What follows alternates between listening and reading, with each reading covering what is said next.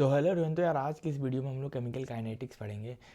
पिछली वीडियो में हम लोग ने पढ़ा था हाइड्रोजन पढ़ा था, जो कि हमारा इनऑर्गेनिक केमिस्ट्री का चैप्टर था। तो मैंने सोचा आज चलो हम लोग पढ़ लेते हैं। हमारा ये फिजिकल केमिस्ट्री का चैप्टर है, ये हमारा केमिकल काइनेटिक्स। तो मैंने सोचा चलो फिजिकल केमिस्ट्री का केमिकल काइनेटिक्स पढ़ते हैं, ठीक है ना। तो पिछली वीडियो में हम लोग ने हाइड्रोजन पढ़ा था। अगर आपने हाइड्रोजन वाला वीडियो नहीं देखा है, उसमें हम लोग बहुत डेप्थ में बात किए थे यार।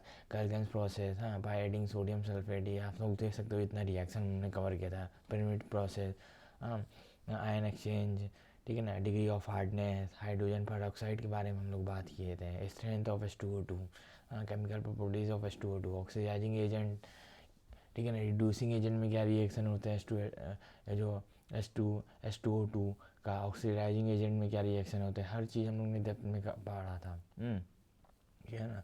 और हम लोग ने क्या क्या पढ़ा था पिछली वीडियो में। अगर आपने हाइड्रोजन की नहीं देखा है वीडियो, तो आप मेरे चैनल में जाके देख सकते हो। तो रिमूवल ऑफ परमानेंट हार्डनेस, ये तो भाई आता हमारे जब हम जे मेंस में दिए थे तब आया था ये, ठीक है ना। वॉशिंग सोडा डाल के, बाय एडिंग कास्टिक सोडा, हम लोग ने डेप्थ में डिस्कस किया था हम। बाय बॉइलिंग करके, बाय क्लार्क्स प्रोसेस, हाँ, types of hardness of water, D2 की रिएक्शन हम सोडियम से करा रहे थे, थ्री प्योरिफिकेशन ऑफ वाटर, ठीक है ना। वाटर भी हम लोग ने पढ़ा था, हाइड्राइड भी पढ़ा था।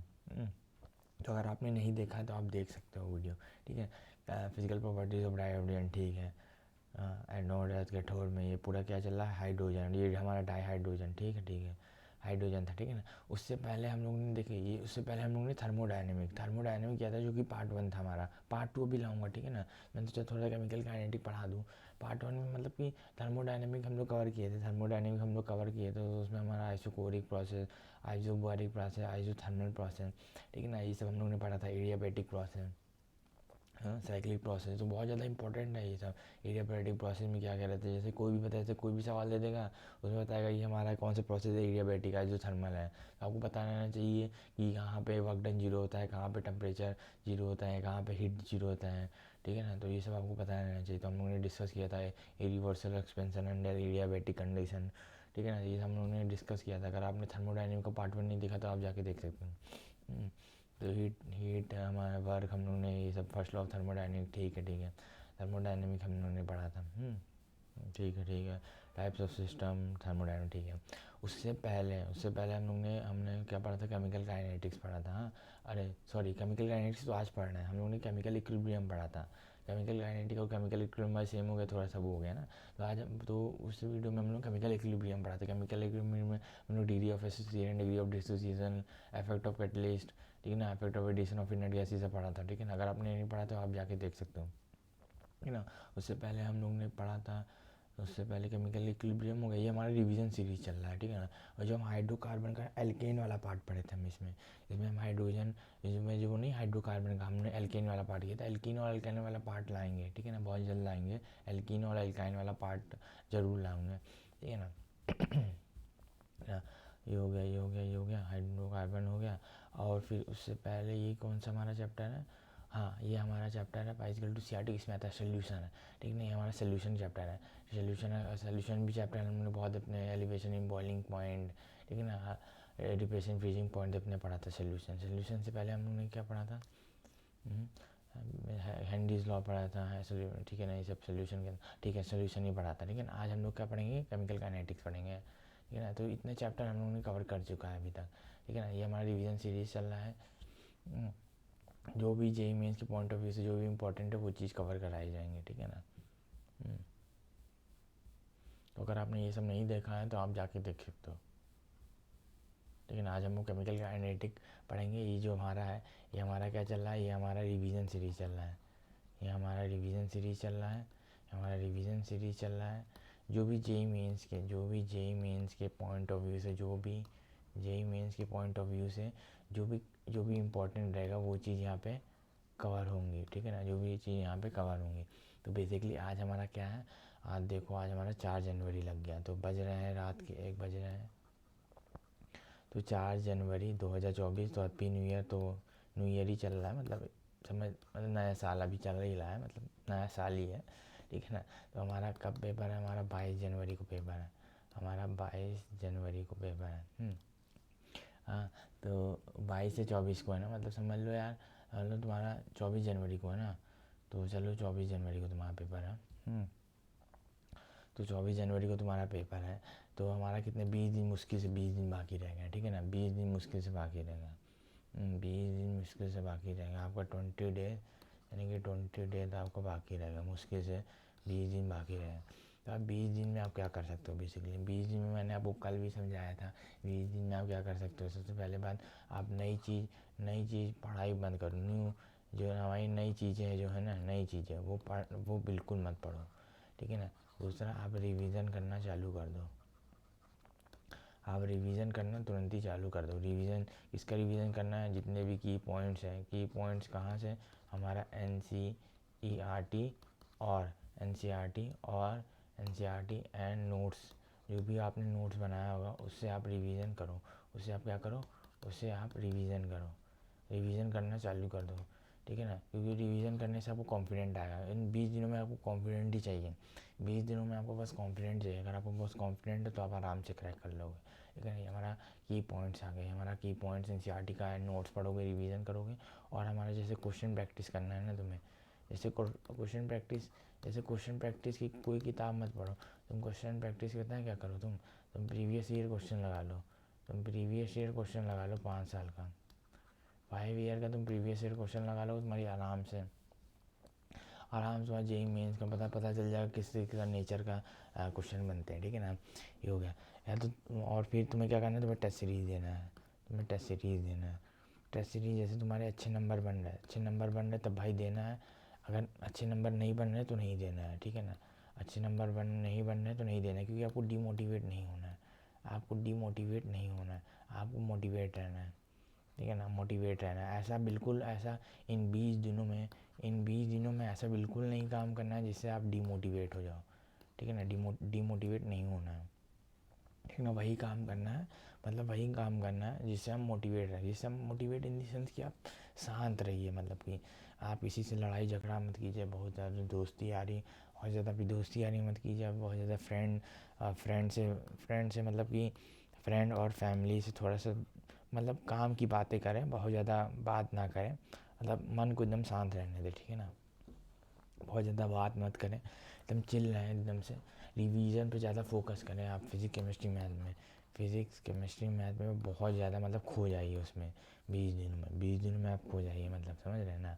आप 20 दिनों में आप खो जाइए, 20 दिनों में आप खो जाइए फिज़िक्स केमिस्ट्री मैथ। केवल आपको फिज़िक्स केमिस्ट्री मैथ पढ़ना है, फिज़िक्स केमिस्ट्री मैथ पढ़ना है बस, ठीक है ना। फिज़िक्स केमिस्ट्री मैथ पढ़ना है आपको। तो अभी तक है, मतलब 20 डेज़ है, 20 डेज़ में आप बहुत किया जा सकता है। आप रिवीजन करो, प्रीवियस ईयर क्वेश्चन लगाओ, टेस्ट सीरीज़ लगाओ, 20 दिन में आप यही लगाओ, और आप लड़ाई झगड़ा ये सब नहीं करना, ठीक है। तो केमिकल काइनेटिक्स हम लोग पढ़ेंगे, तो अब चले आ जाए, ज्ञान की बातें हो गई, अब काम की बात कर लेते हैं, ठीक है ना। केमिकल काइनेटिक मैं आपको बता दूं, ये हमारा क्या रहेगा, ये हमारा पार्ट 1 है, ये हमारा केमिकल काइनेटिक का पार्ट 1 है, ठीक है ना। पार्ट 1 है, बहुत ज़्यादा समय नहीं लूँगा, बस आधे घंटा लूँगा आपका। The branch of chemistry,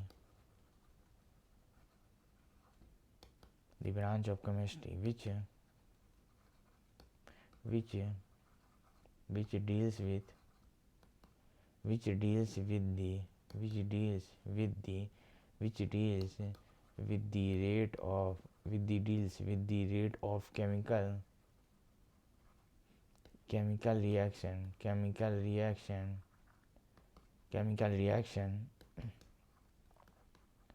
the factor affecting the factor affecting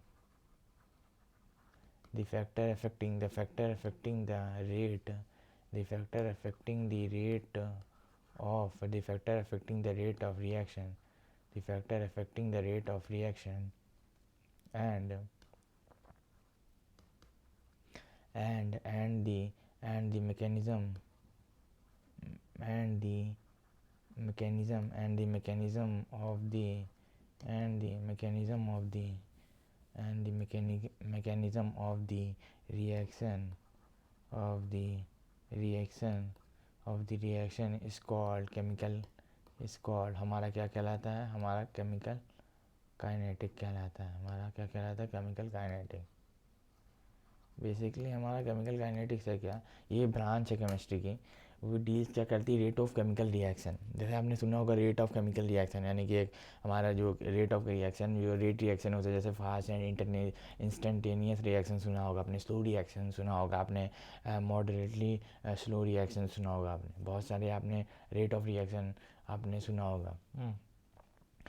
तो factor affecting the rate of and mechanism of the reaction हम लोग जब में पढ़ेंगे अभी, ठीक है ना। तो बेसिकली यही हमारा केमिकल काइनेटिक्स है, ठीक है ना।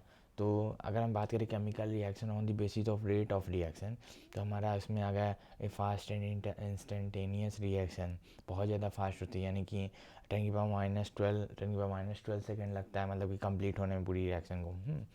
तो स्लो रिएक्शन होती है हमारी, मॉडरेटली स्लो रिएक्शन होती है। तो ये सब टाइप की रिएक्शन होती है, आपने पढ़ा होगा, तो मैं अब डेफिनेशन नहीं लिखूँगा, लेकिन आपको मैं समझा दिया हूँ। अब हम बात कर लेते हैं जो मेन इम्पॉर्टेंट जो जे मेंस की पॉइंट ऑफ व्यू से जो हमारा जो इम्पोर्टेंट है वो हम लोग डिस्कस करेंगे। और जो हमारा है ये हमारा क्या है, रेट ऑफ रिएक्शन। अब हम बात कर लेते हैं रेट ऑफ रिएक्शन की, rate of reaction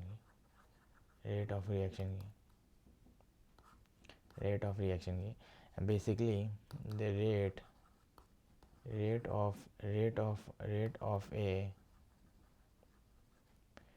rate of a chemical reaction is the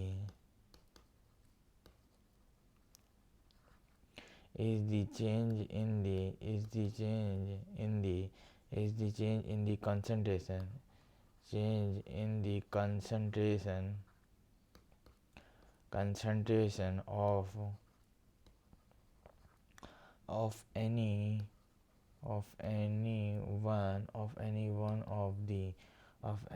one of the reactants or product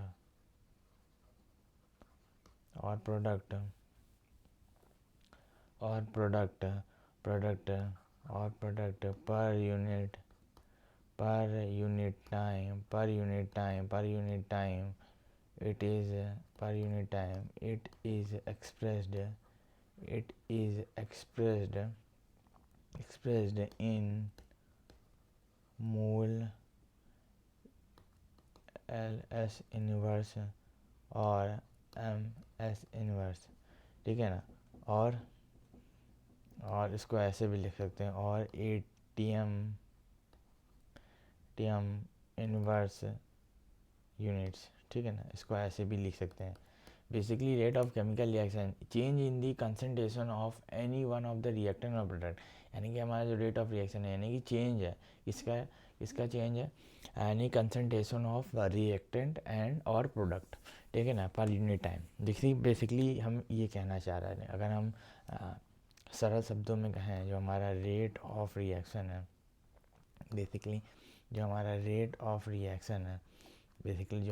of reaction है वो हमारा इक्वल है डिक्रीज या इंक्रीज इन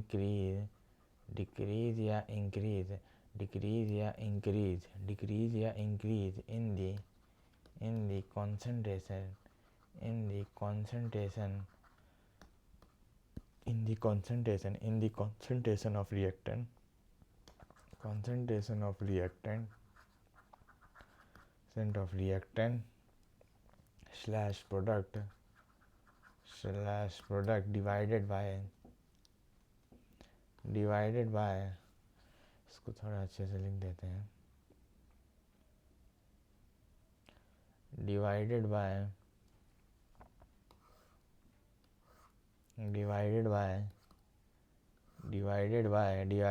time taken, वो हमारा क्या कहलाएगा, रेट ऑफ रिएक्शन की। वो हमारा क्या कहलाएगा, डिक्रीज और increase in the concentration of the reactant slash product divided by time taken, ये हमारा क्या कहलाएगा, रेट ऑफ रिएक्शन का, ठीक है ना। तो जैसे आप ऐसे समझिए, जैसे हमें कोई भी रिएक्शन दी गई है, जैसे हम एग्जांपल के तौर पे A प्लस B, हाँ, और ये हमारा क्या बन रहा है, C प्लस D, ये हमारा कंपाउंड है, और ये हमारा मोल है, A mole of A, B mole of B, ठीक है ना। तो ये हो गया। तो हमारा जो एवरेज रेट आता है, एवरेज रेट क्या है, द रेट ऑफ रिएक्शन, जो हम एक चीज़ और है जो हमारा the rate of reaction, the rate of reaction is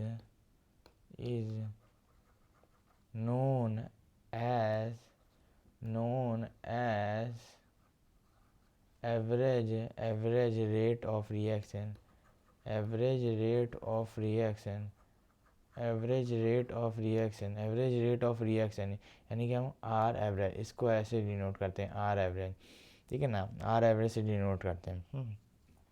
तो हम ये बोल लेते हैं तो ये हमें जैसे कोई भी रिएक्शन दी गई है, जैसे हम ऊपर ही वाला जैसे हम ये ले लेते हैं, जैसे A B B C C plus D D, ठीक है ना।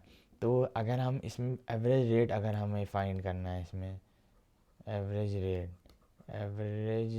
Rate of reaction, average rate of reaction यानी कि आर एवरेज, हमारा आर एवरेज, ठीक है ना, हमारा जो एवरेज रेट ऑफ रिएक्शन है, यानी कि हमें क्या निकालना है, आर एवरेज, हमें क्या निकालना है, आर एवरेज, हमें क्या निकालना है, आर एवरेज। ये हमारा किसके इक्वल होगा, ये हमारा किसके इक्वल होगा पता है, जैसे जो भी ये रिएक्टेंट है हमारा और ये हमारा प्रोडक्ट है, जो रिएक्टेंट में हम देखो, रिएक्टेंट में इसको ऐसे कर लेते हैं, जितने भी मोल हैं ऐसे 1/A, ठीक है ना, माइनस डेल्टा ए, इसकी कंसनट्रेशन एक ही कंसनट्रेशन डेल्टा ए अपॉन में टाइम वही वाला ऊपर है ना, देखो माइनस इसलिए आया यानी कि प्रोडक्ट से, यानी कि रिएक्टेंट से प्रोडक्ट बन रहा है, ठीक है ना। तो हमारा जो ये होता है, जो हमारा रेट ऑफ रिएक्शन होता है, डिक्रीज या increase in concentration divided by time taken. तो यहाँ पे कंसनट्रेशन लिया गया और यहाँ टाइम टेकन, और यहाँ में जितने भी मोल हैं वो हम उससे डिवाइड कर देंगे, ठीक है ना, वो -1/A, ठीक है ना। तो ऐसे लिखना है, और बी वाला भी बचा है, यहाँ बी है, तो हम इसको ऐसे लिखेंगे, बराबर -1/B इसकी कंसनट्रेशन, बी की concentration divided by time taken, ठीक है ना, ये हमारा आ गया, ठीक है ना, इज इक्वल टू, और ये बराबर होगा हमारा 1/C, क्योंकि यहाँ पे प्लस आया क्योंकि रिएक्टेंट ये बन रहा है, ये प्रोडक्ट है, सॉरी ये बन रहा है, ठीक है, प्रोडक्ट हमारा बन रहा है इसलिए प्लस आया, ठीक है ना। तो हमारा ये क्या होगा, हमारा इसकी concentration of C divided by time taken बराबर, अब यहाँ पे क्या आएगा हमारा 1/D अपॉन में ये हमारा change in concentration of D upon में डेल्टा टी, ये हमारा आ गया। तो समझ में आ गया होगा। और इसको ऐसे भी लिख सकते हैं, देखिए समझिएगा, इसको हम लिख सकते हैं रेट ऑफ डिसअपीयरेंस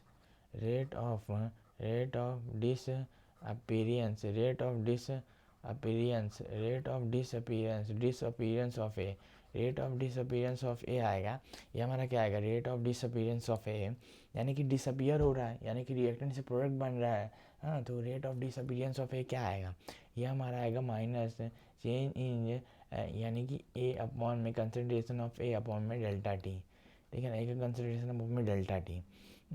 तो रेट ऑफ अपीयरेंस में हमें वो नहीं लिख सकते, मोल वोल नहीं लिखते हैं, ठीक है ना, जितना ही पड़ेगा, ठीक है ना। जैसे उसी हिसाब से अगर हम बोलेंगे रेट ऑफ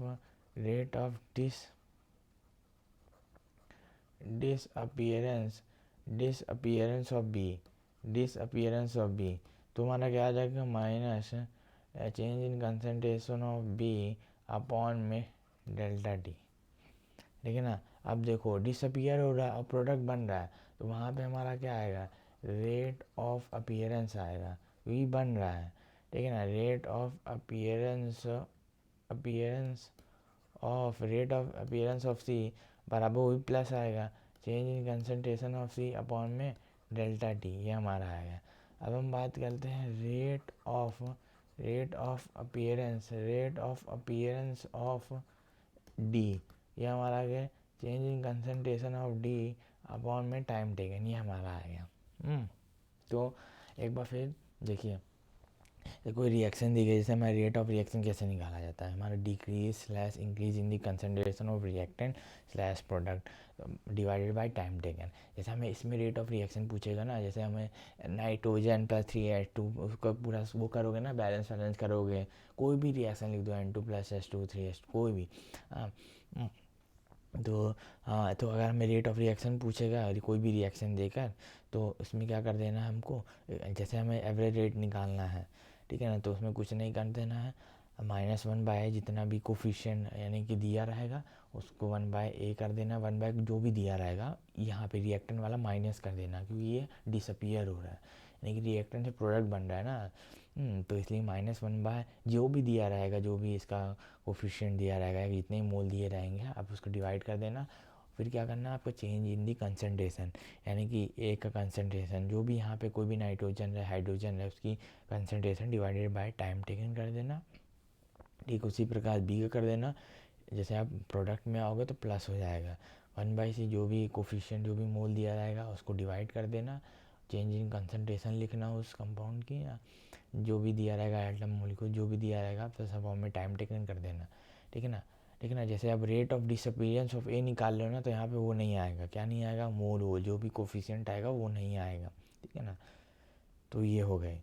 वैसे उधर अगर rate of disappearance of B निकल आएगा, ठीक उसी प्रकार हमारा rate of appearance of C निकल आएगा, ठीक उसी प्रकार हमारा rate of appearance of D, ठीक है ना। दोनों में डिसअपीयरेंस है क्योंकि डिसअपीयर हो रहा है, क्योंकि रिएक्टेंट से हमारा प्रोडक्ट बन रहा है।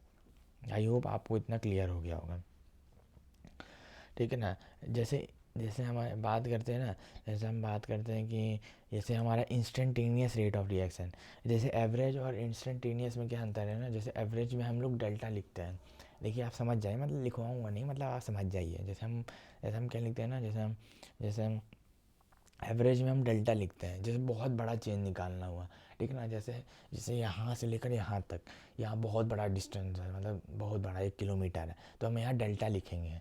यहाँ दोनों के डिस्टेंस में अगर हमें एवरेज निकालना है, जो भी एवरेज निकालना है, तो हम उसमें डेल्टा लिखेंगे, बहुत बड़ी डिस्टेंस है, ठीक है ना। जैसे हम इंस्टेंटेनियस पे, जैसे इंस्टेंटेनियस डिस्टेंस हम कहाँ लगाते हैं ना, जब हमें छोटी डिस्टेंस फाइंड करनी है, उसी उसी 1 किलोमीटर में से ए पॉइंट है बी पॉइंट है, ये हमारा 1 किलोमीटर है, अगर इसका हमें कोई भी एवरेज फाइंड करना है तो डेल्टा लिखेंगे, बहुत बड़ी डिस्टेंस है।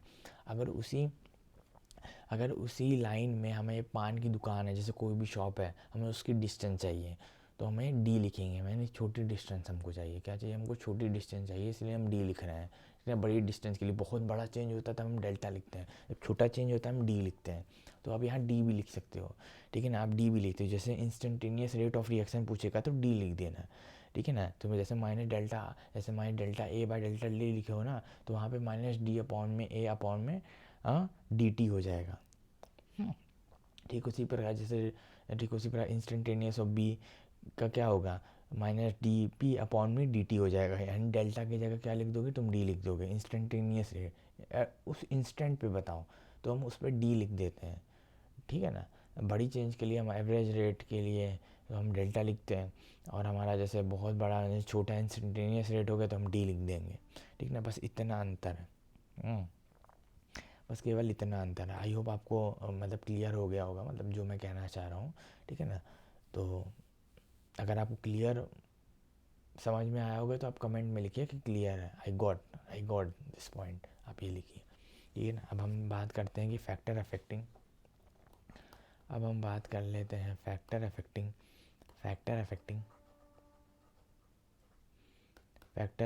Rate of reaction, factor affecting rate of reaction, factor affecting rate of reaction, factor affecting rate of reaction, ठीक है ना। तो रेट ऑफ रिएक्शन किस किस फैक्टर पे डिपेंड करता है वो हम लोग आज बात करेंगे। तो पहला हमारा nature and concentration of reactant, concentration of reactant, ठीक है ना। दूसरा हमारा क्या है, दूसरा हमारा है टेम्परेचर, दूसरा हमारा टेम्परेचर पे डिपेंड करता है। और जो तीसरा हमारा सरफेस एरिया, तीसरा हमारा सरफेस एरिया ऑफ रिएक्टेंट, ठीक है ना। और जो चौथा है हमारा वो रेडिएशन, वो हमारा रेडिएशन एंड कैटलिस्ट पे डिपेंड करता है, कैटलिस्ट पे डिपेंड करता है। और जो हमारा पांचवा है वो हमारा प्रेशर ऑफ गैस पे हमारा डिपेंड करता है। ठीक है ना। ये 5 ऐसी चीज़ें हैं जिस पे हमारा रेट ऑफ रिएक्शन डिपेंड करता है। ठीक है ना। अब हम बात कर लेते हैं रेट लॉ एक्सप्रेशन की, रेट लॉ एक्सप्रेशन की। ठीक है ना। अब हम बात कर लेते हैं रेट लॉ एक्सप्रेशन की। तो अकॉर्डिंग टू इसको अच्छे से लिख देते हैं, according to the law of mass action for a chemical reaction. जैसे कोई भी केमिकल रिएक्शन ले लेते हैं, जैसे ए इसको अच्छे से लिख देते हैं। ये तो आपको समझ में नहीं आएगा। मैं ए प्लस बी, ये हमारा प्रोडक्ट बन रहा है। ठीक है ना, प्रोडक्ट बन रहा है। तो हम क्या लिखेंगे पता है, जो हमारा रेट होगा वो किसके प्रोपोर्शनल होगा, जो हमारा रेट होगा वो किसके प्रोपोर्शनल होगा, जो कंसंट्रेशन ऑफ ए और जो भी कोफिशिएंट देगा, जितने मोल रहेंगे उसकी पावर का प्रोपोर्शनल रहेगा हमारा। ठीक है ना। और जो जैसे प्रोपोर्शनल हटाओगे आप प्रोपोर्शनल हटाओगे तो एक रेट कांस्टेंट आएगा, वो हमारा के रहेगा। ऐसे आप लिख सकते हो। ठीक है ना। तो मेरा ये हो गया। ठीक है ना। तो हमारा रेट कांस्टेंट और हमारा ए और बी क्या था, हमारा कंसंट्रेशन था। कि हमारा क्या है, रेट कांस्टेंट है। वेयर हमारा, आप भूल ना जाओ इसलिए मैं लिख दे रहा हूँ। वेयर के हमारा क्या है, कि हमारा क्या है, रेट कांस्टेंट है, हमारा रेट कांस्टेंट है। ठीक है ना। हमारा क्या है, रेट कांस्टेंट है। अब हमारा रेट कांस्टेंट, अब हम के की अब रेट कांस्टेंट आ गया तो उसकी हम बात कर लेते हैं। ठीक है ना। जो हम इसकी यूनिट क्या आ गई, जैसे यूनिट क्या है, जैसे आर इक्वल टू के, यानी कंसंट्रेशन है। देखिए जैसे हम बात कर लेते हैं, इफ़ अगर जैसे ए और जैसे हम कंसंट्रेशन और कंसंट्रेशन बी की जैसे यूनिटी ले लेते हैं कंसंट्रेशन। ठीक है ना। तो उस केस में जो हमारा रेट होगा, जैसे हमारा के क्या हो जाएगा, हमारा के क्या हो जाएगा, ये हमारा के हो जाएगा रेट। और के हमारा क्या हो जाएगा, के हो जाएगा हमारा वन अपॉन में टाइम इंटू कंसंट्रेशन की पावर n-1। जैसे अभी हम लोग बात करेंगे nth ऑर्डर की। जैसे एक जीरो ऑर्डर होता है, वो फर्स्ट ऑर्डर होता है, सेकेंड ऑर्डर होता है। ठीक है ना। जैसे जैसे जीरो ऑर्डर के लिए हमारा क्या हो जाएगा, इनकी वैल्यू जीरो रख दोगे, कंसंट्रेशन अपॉन में टाइम हो जाएगा। हाँ, जैसे 1 रख दोगे, 1 माइनस जीरो, तो 1 अपॉन टाइम हो जाएगा, तो टाइम इन्वर्स हो जाएगा। ये यूनिट होती है, यानी कि जीरो ऑर्डर में के की यूनिट क्या होती है, फर्स्ट ऑर्डर में क्या रहती है, अभी हम लोग डिस्कस करेंगे। ठीक है ना। First order, second order, third order, nth order. ठीक है ना। तो ये सब रहता है। तो आज इतना ही रहने देते हैं। ठीक है ना। अभी आपको बहुत ज़्यादा आपका एग्ज़ाम आ रहा है, तो बहुत ज़्यादा लंबी वीडियो नहीं बनाऊंगा मैं। ठीक है ना। तो आगे हम लोग डिस्कस करेंगे first order, molecularity, order of reaction के बारे में, first order, zero order, depth में बात करेंगे। लेकिन पार्ट 1 में बस इतना ही। ठीक है ना। आई होप आपको पसंद आया होगा। अगर आपको पसंद आया होगा तो लाइक करो, सब्सक्राइब करो और अपने दोस्तों के साथ शेयर करो। तब तक के लिए all the best, thank you.